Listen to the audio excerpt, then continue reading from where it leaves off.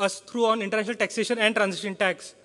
We have among us Cresencio Menses, Senior Manager at EY with Taxation Department, having extensive experience in cross-border tax issues on both direct and indirect taxes, having a direct experience in tax compliance and due diligence, dispute resolutions, cross-border tax planning for several Fortune 500 companies, for some of the most prominent investment banks and multinational corporations in the region.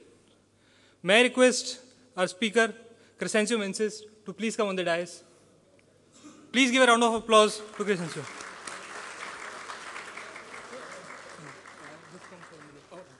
May I request CA Uday Shanbag to present a floral bouquet to a learned speaker.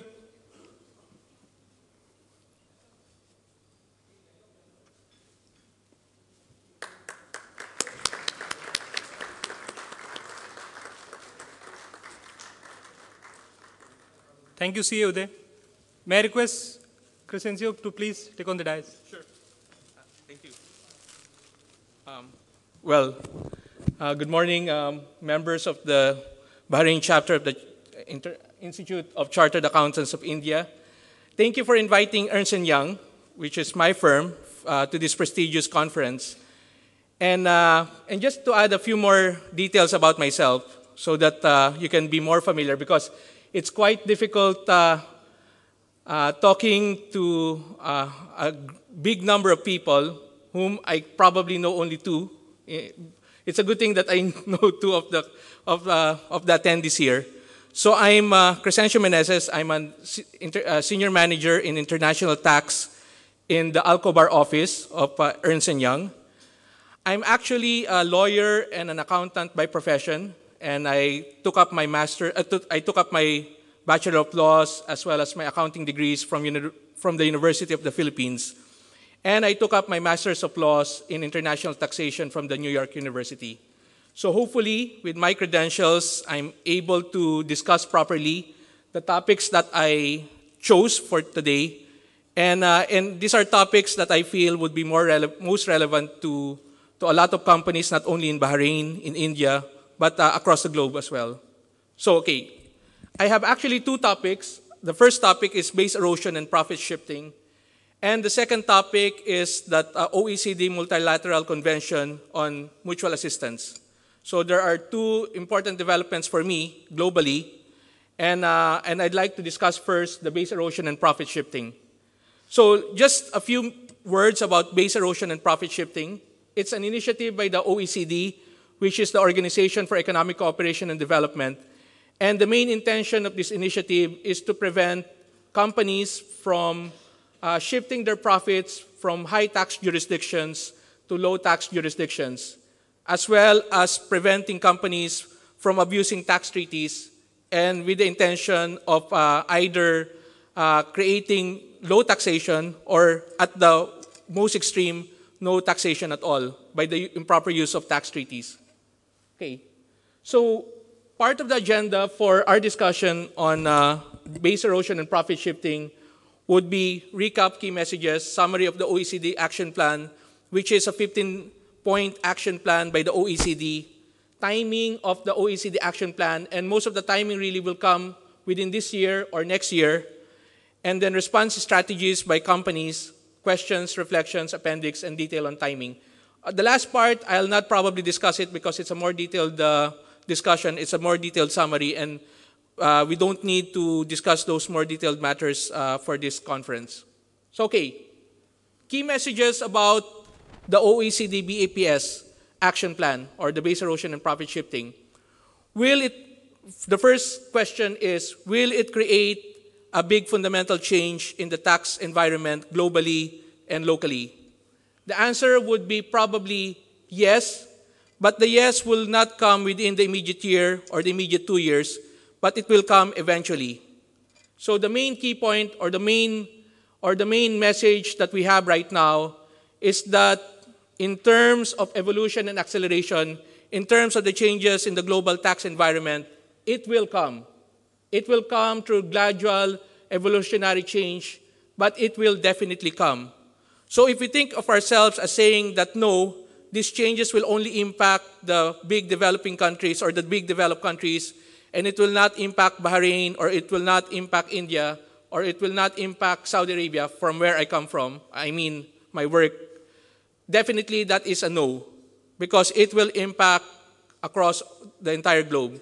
It will impact all nations because, as we know, globalization has spawned a lot of cross-border transactions, and no country is now isolated unlike before. Okay. The main initiative or the main impetus why BEPS was initiated by the Organization for Economic Cooperation and Development is that a lot of the practices by a lot of companies right now, is creating a harmful environment, a harmful tax environment to governments. And we all know that because of the global crunch, because of the fact that a lot of the developed economies have already been on a downslide over the past few decades, then they now require more sources of revenue. And because they have seen that a lot of their companies have shifted the profits from these developed countries to less tax onerous jurisdictions, then they have thought that, okay, in order to stem that tide, we have to develop this BEPS initiative. So what is BEPS?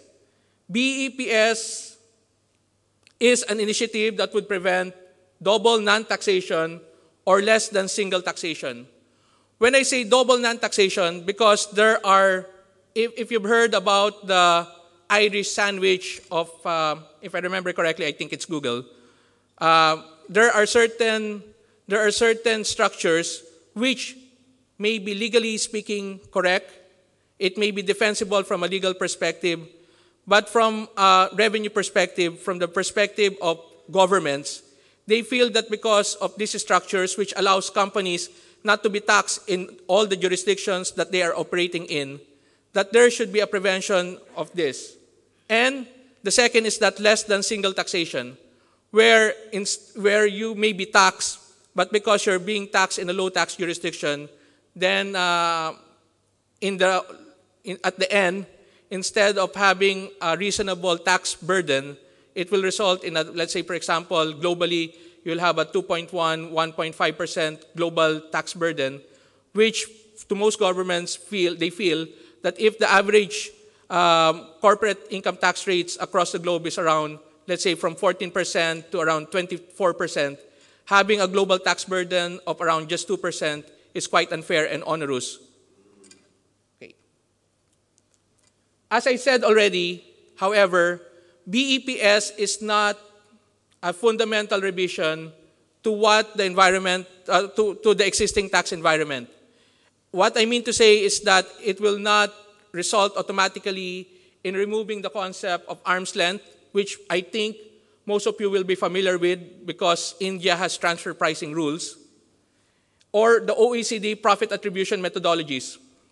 Unfortunately, I don't think that a lot of countries and companies and even countries really understand the OECD profit attribution methodologies. But that being said, the purpose of the BPS is not to impact on this existing BEPS or existing OECD profit attribution methodology.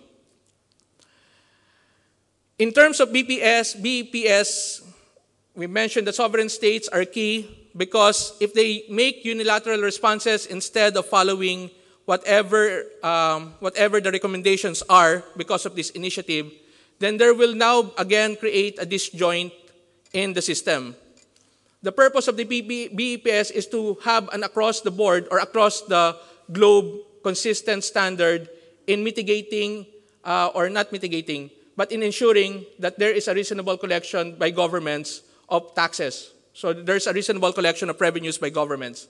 However, if single governments make unilateral decisions by themselves without complying or without conforming with the standard presented by the BEPS initiative, then this will now create again a disjoint.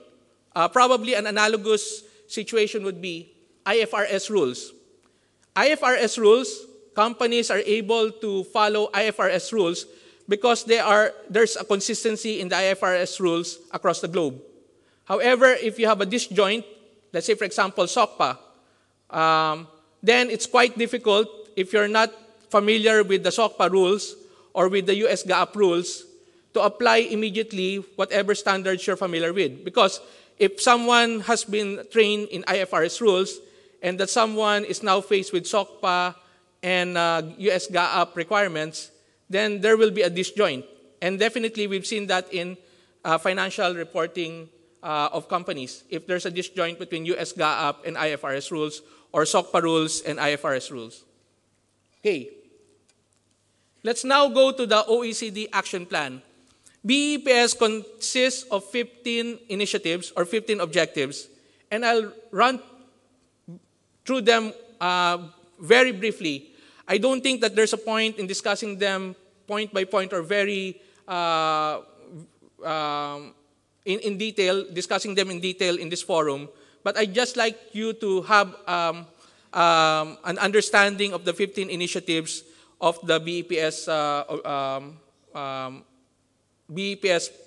initiative by the OECD. So, okay, the first is that address the tax challenges of the digital economy because the problem that the OECD is facing right now is that in terms of permanent establishment, as far as the OECD Model Convention is concerned, is still more geared towards a bricks and mortar type of company. Meaning there has to be a physical structure, there has to be people inside a particular jurisdiction, there has to be equipment, there has to be a physical geographical location in that particular jurisdiction. But in terms of the digital economy, when we talk of Amazon, when we talk of even Google, when we talk of all those online shops, the online shop may be incorporated in the US, it may have a server in Sweden, but its operations, its selling is being done in Bahrain or in Saudi Arabia.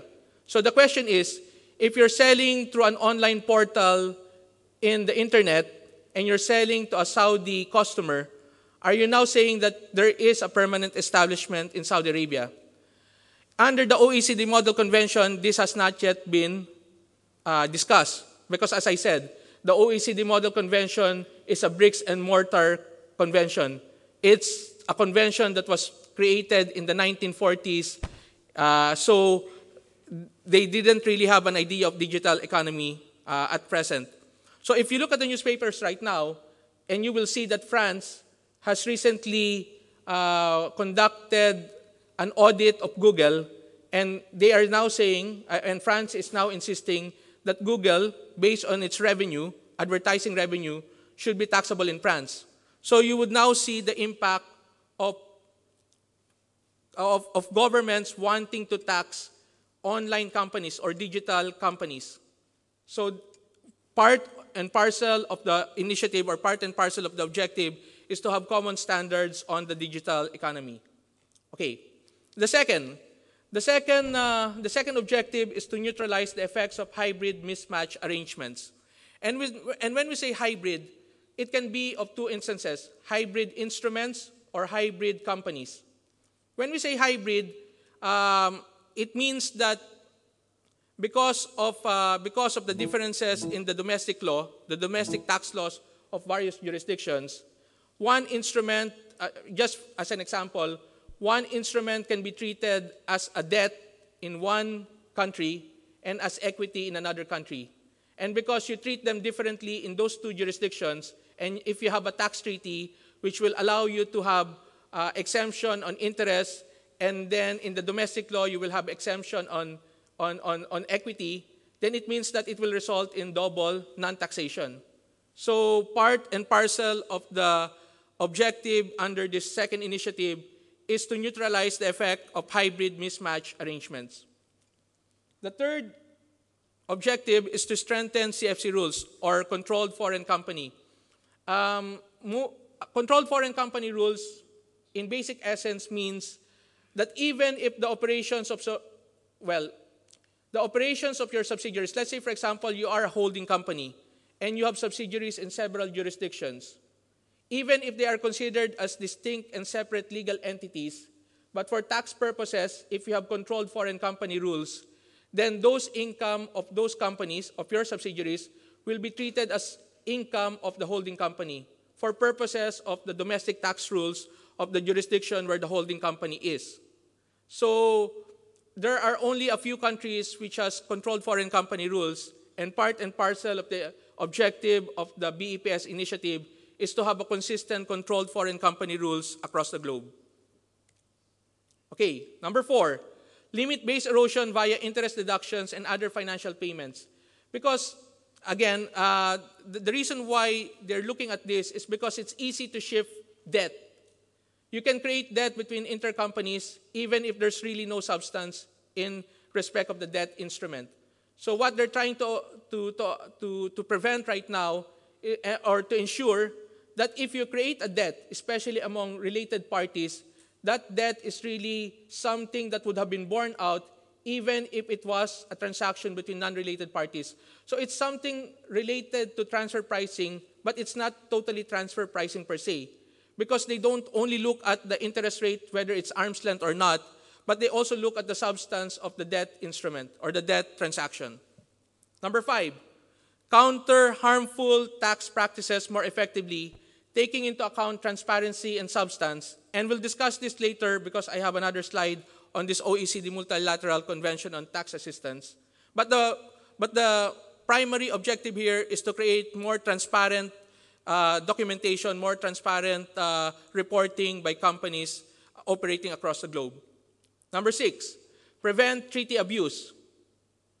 Because there's a thin line between tax avoidance and tax evasion, and even tax avoidance per se, even if it's legal, will still create some unreasonable advantages on the part of taxpayers.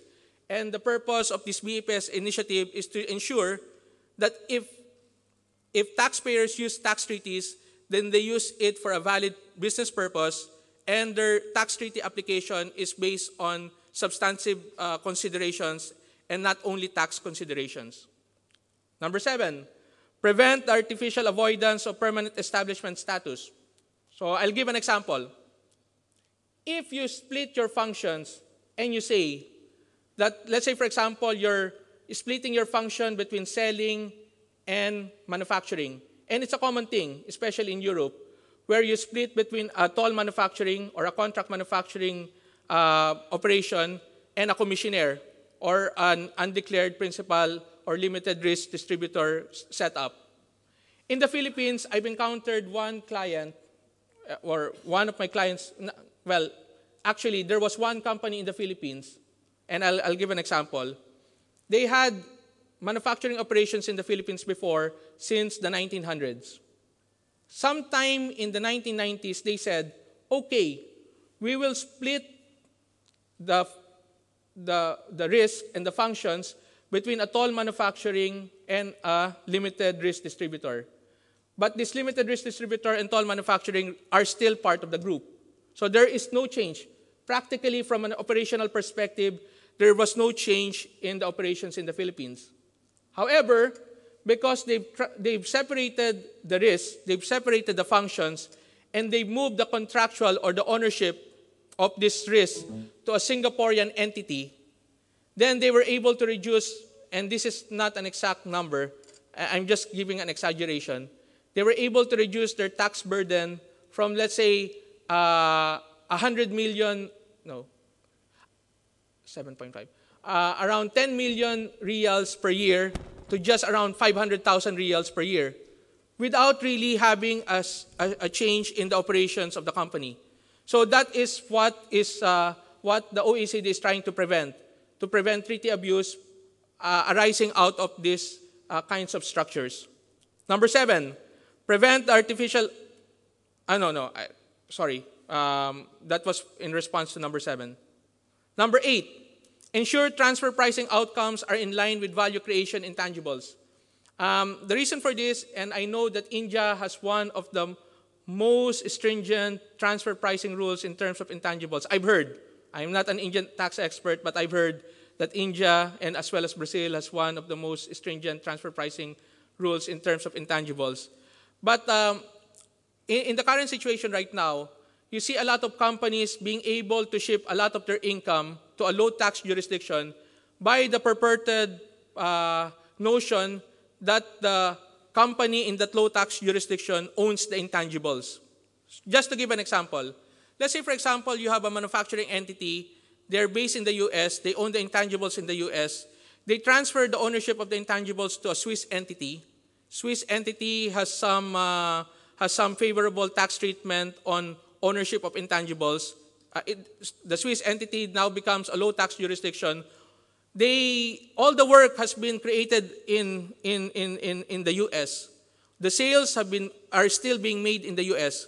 But because the intangibles, the ownership of intangibles are in Switzerland, then you will see the Swiss entity claiming that 80% of the profits arising from the sales made in the U.S. should be attributable to the ownership of the intangibles in Switzerland.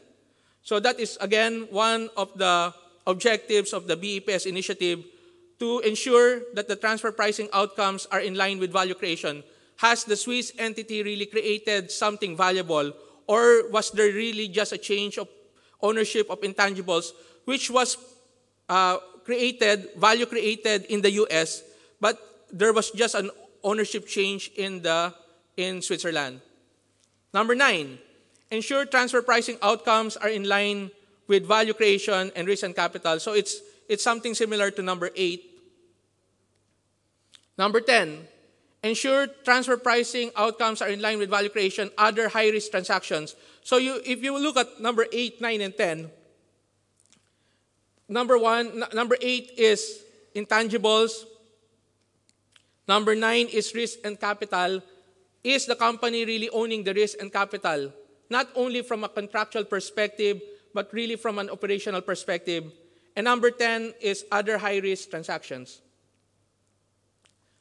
Number 11, establish methodologies to collect and analyze data on BEPS.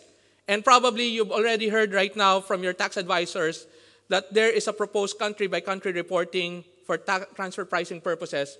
And what that means is that on a global perspective, you have to report certain variables.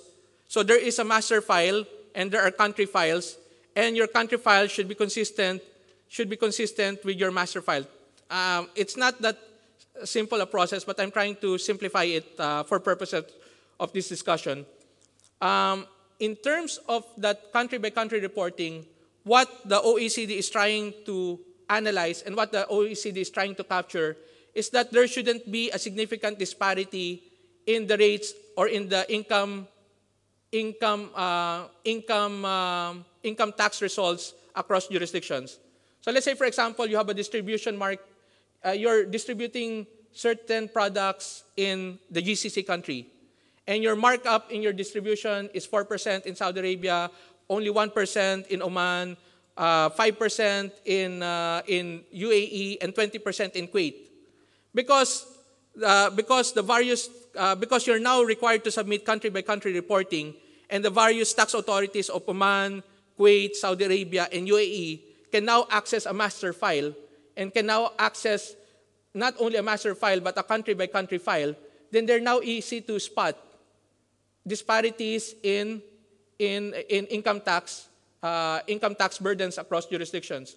So if the tax authority in Kuwait says that, oh, you're claiming a 20% deduction, or not, no, it's the other way around.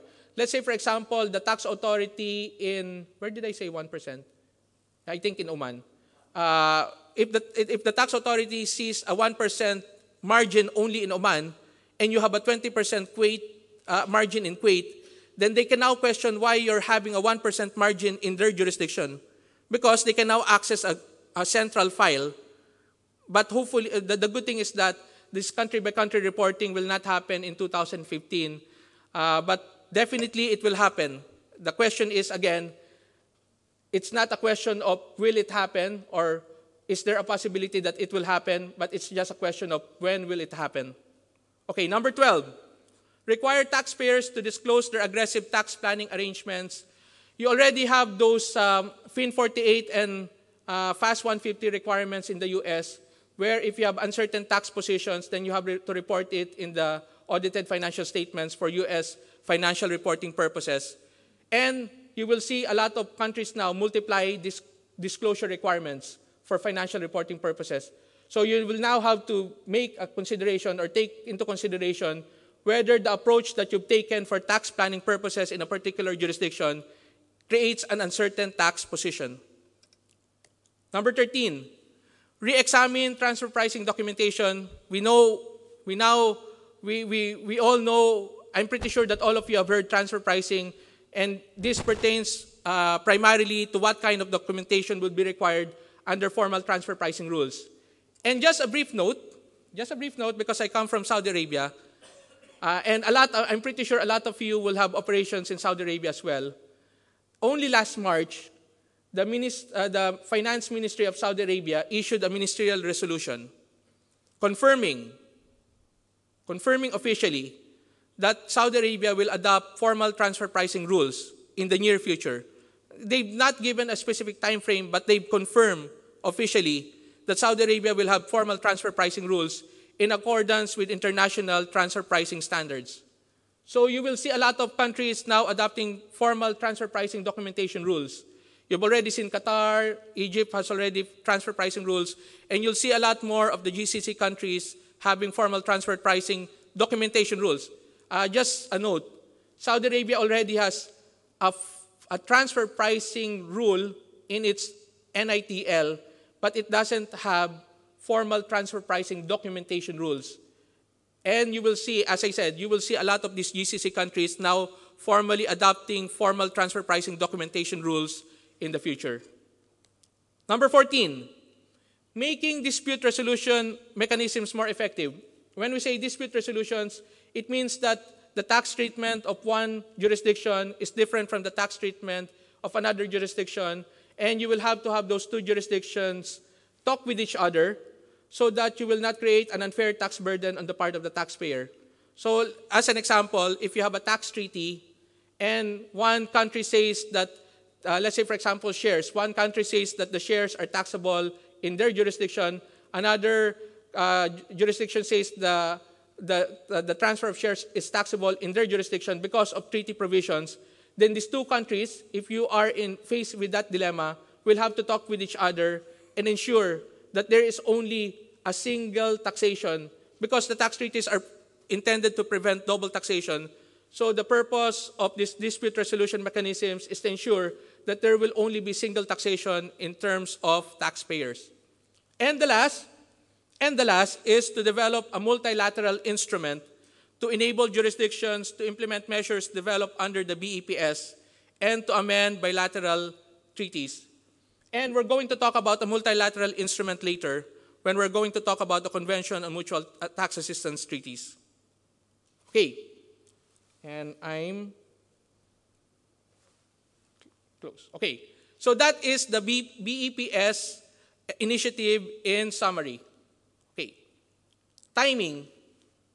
Most of the reports are due, or most of the studies are due this year, September 2014, while some will be due next year, September 2015 and December 2015. So you will see, in terms of timeline, it is coming soon. It is not something that can be delayed, or companies can delay their actions 3 years down the road or 4 years down the road, because most of the results of these studies will come by the end of next year. And some have already been done, especially on the discussion draft on transfer pricing aspects of intangibles. And there was also, in fact, the digital economy, they already have a discussion draft on the digital economy. They've issued it sometime last month or the previous month, if I remember it correctly. So, response strategies. I'll not discuss them one by one, but the message that I'd like to make here is that if you're thinking that you can operate your company or you can operate your subsidiary in isolation, meaning that if your operations are merely in Bahrain and you have a parent company which is based, let's say, in the UK, that you can just operate your company from a financial and tax reporting perspective merely in Bahrain, then forget about it, because that will not anymore be the case in the near future. There will be greater interlinkages, and I will link that with my next slide discussion, there will be greater interlinkages between the tax reporting across jurisdictions or across countries. Okay. So let me, because I have limited time, let me just discuss one other topic that I wanted to discuss. And this is in respect of this, because this is something that is quite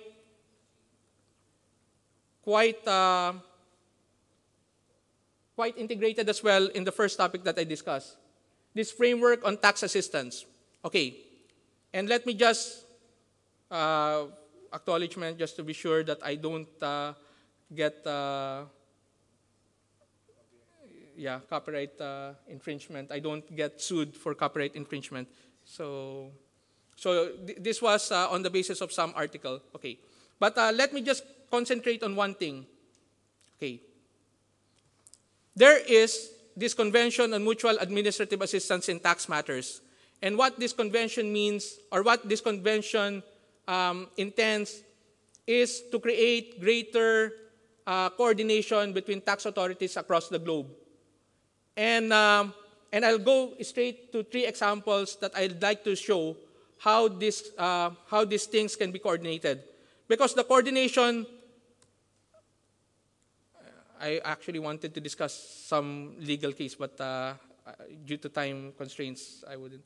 Okay, the coordination can be either exchange of information, assistance in recovery and measures of conservancy, and servicing of documents. Let me just discuss this briefly.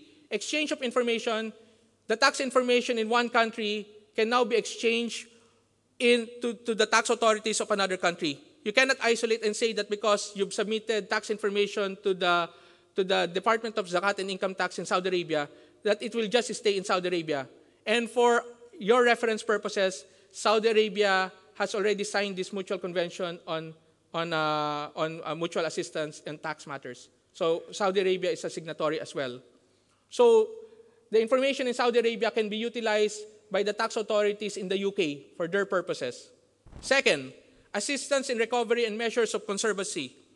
In the olden days, especially for dissolving companies, for liquidating companies, if a company is liquidated, let's say in Saudi Arabia, even if it has tax, even if it has a $1 billion tax assessment in Saudi Arabia, you cannot, and it has a UK parent company, let's say for example, in the olden days, the Saudi Arabian tax authorities cannot ask the UK tax authorities to collect the 1 billion tax assessment on their behalf. But because of this mutual assistance on tax administrative matters, there will now be possibilities for that. And then lastly is servicing of documents. If there's an assessment made in Saudi Arabia, you can ask the Saudi tax authorities to serve the assessment to the parent company in the UK under certain conditions. Definitely, it's not an automatic thing, but under certain conditions. Okay, so let's now go straight to the examples. First example, company in State D has 3 branches in States A, B, and E. The branch in State E covers the market of State C through an independent third party. Under this convention, States A, B, and C can exchange information on prices paid to the company by branches A and B, and to the branch in E by independent third party in C. So even the pricing for an independent party transaction can now be accessed by the tax authorities under this convention. Second, they can plan simultaneous tax examinations of branches in A and B and independent third party in C, meaning you will now have a tax audit, a simultaneous tax audit in these 3 jurisdictions. And the tax authorities can now coordinate their tax examination. And the more crucial thing is that they can have tax inspectors from these countries participate in the examinations, meaning that you can have a Saudi tax inspector participate in the tax audit in the UK. You can have a Saudi tax inspector participate in the audit in State E in respect of the independent third party. So the inspection in terms of audit examination will now not only be limited to the territory of the taxing jurisdiction, but they can now participate in the tax examinations of the other tax authorities. Okay, another example. Some services are rendered to a branch in A directly by the company in D, while the same services are rendered to the branch in B by that in E. Because of the convention, states A and B can exchange information, so again, exchange of information on the nature and value of the services rendered. Another example, the company has a bank account in state C. State A knows that there are unrecorded discounts refunded through this bank account, while state B knows that the resident executives of the company receives additional salaries paid abroad through this bank account. We all know about splitting of salaries. The good thing is that a lot of the GCC countries, not a lot, but all the GCC countries doesn't have personal income tax. But think about a jurisdiction where there is personal income tax, and you split the income of that executive so that he will only be taxed on the portion which is reported in that jurisdiction. Because of this mutual assistance in tax matters, both states A and B can ask state C, which is a different state altogether, to confirm the facts and the exact amounts paid through the bank. Another example, the company has immovable property in state A, which is not part of the business property of the branch in A. It fails to pay capital gains tax due on the sale of the property. So you sold property in state A, but you failed to pay the capital gains tax on that immovable property. State A can request the assistance of state C being the jurisdiction where the company is located, in the recovery of its tax claim out of the deposits in the bank subject to limitations in Article 19. So even if the company doesn't have a registration, let's say, for example, you had an immovable property in Saudi Arabia, but you were not registered in Saudi Arabia, or not immovable property, transfer of shares in Saudi Arabia. And because the non-resident transferred the shares but decided not to pay the capital gains tax on the transfer of shares, because of this mutual assistance on tax administrative matters, Saudi Arabia can now ask the country where the non-resident is located to assist in the collection of the unpaid capital gains tax on the transfer of shares. So the message again here is look at how enormous and how significant the impact of this administrative assistance on tax matters will be. Again, as I said, unlike before, where you can operate your company from a financial perspective, from a tax perspective, in isolation, because of this BEPS, because of this Convention on Mutual Administrative Assistance on Tax Matters, the world is becoming a smaller place to operate in. You cannot anymore operate in isolation, and you have to make sure, the approach is that you have to make sure that whatever approach your company is has to be applied on a regional basis, on a global basis, and there has to be consistency in the approach of a company or a group of companies so that there wouldn't be any tax exposure arising from the difference in approaches across jurisdictions. Okay, so I still have 10 minutes. I can open the floor for any questions. Thank you, Cresencio, for taking us through complexities of international tax and transition tax. Any of our members would like to have a question due to possible? Thank you. How would this affect jurisdictions like Bahrain, which do not have any requirement of income taxes or reporting on taxes? For instance, all the other GCC countries have some measure of tax, zakah or whatever else. But in Bahrain, there are no taxes. So how would this affect a homegrown company out here? Okay, let's split that. If it's a homegrown company operating solely in Bahrain, then yes, I agree. These developments from on the international tax perspective or the international tax environment will not impact if your operations are merely in Bahrain. But once you have cross-border operations, I'll give an example. You have a markup of 20% in Bahrain because you don't care. even if you have a markup of 20% in Bahrain, it doesn't get taxed. Let's say you're distributing in Bahrain and you have a markup of 20%, and you're selling to your customers at 20% markup. However, because you're selling to a related party, let's say in Saudi Arabia, just and because you didn't want to report a lot of revenue in Saudi Arabia, and you want the cost to be minimal, instead of a 20% markup, you just say a 2% markup, so that the cost of the Saudi Arabian company will be only, let's say, 5% markup on their cost. Then the Saudi Arabian tax authorities can look at the data reported in Bahrain. Let's say, for example, Bahrain signed this treaty on mutual assistance on tax administrative matters. Then the Saudi Arabian tax authorities can look at the information that is obtained in Bahrain for purposes of determining whether you correctly reported the income in Saudi Arabia.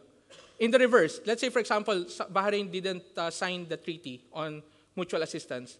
Still, under the BEPS, because there's a country-by-country reporting, there are certain measures that will be adopted to ensure transparency on operations. Then again, even without Bahrain signing that convention, that OECD convention on mutual assistance on tax matters, this information in Bahrain can again be used by the Saudi tax authorities for purposes of determining Saudi Arabian taxes. So, if you're just operating in isolation, and that's the message that I was saying, if you're just operating in isolation and you don't have any cross-border transactions or you're not part of a multinational group, then fine, go ahead, operate. Don't worry about these changes in the international rules. But if you're now part of a group operating in various jurisdictions, if you have a lot of cross-border transactions, then you should be aware, or you should be worried as well. Because your operations in Bahrain will not only impact the tax or non-tax in Bahrain, but it will impact the taxes that may be reported in other jurisdictions.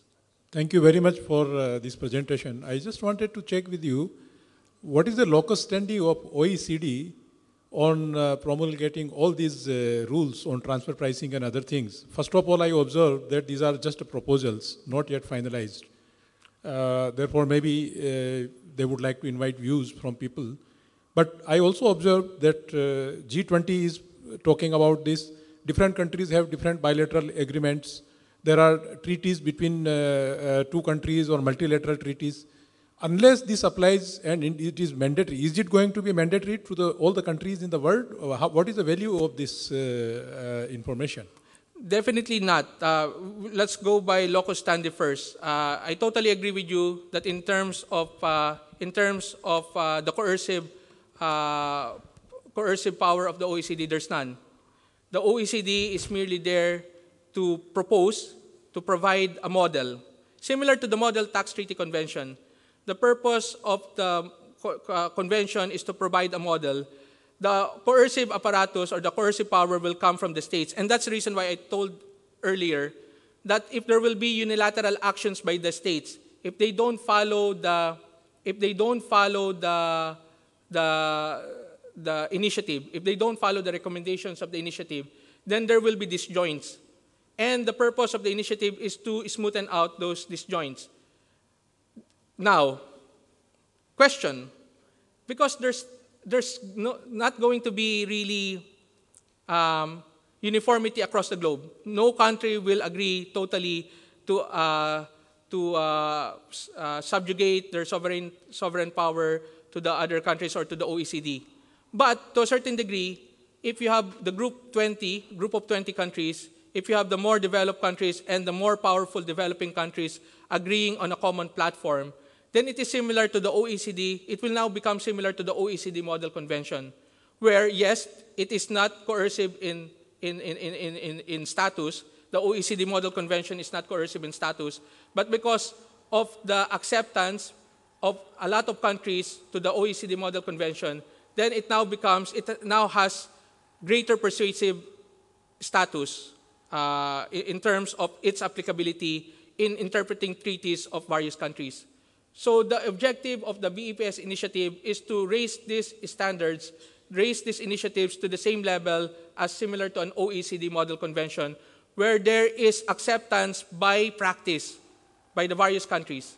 Not acceptance by coercion or not acceptance by accession, but acceptance by practice. We'll take last question. Hello, hi.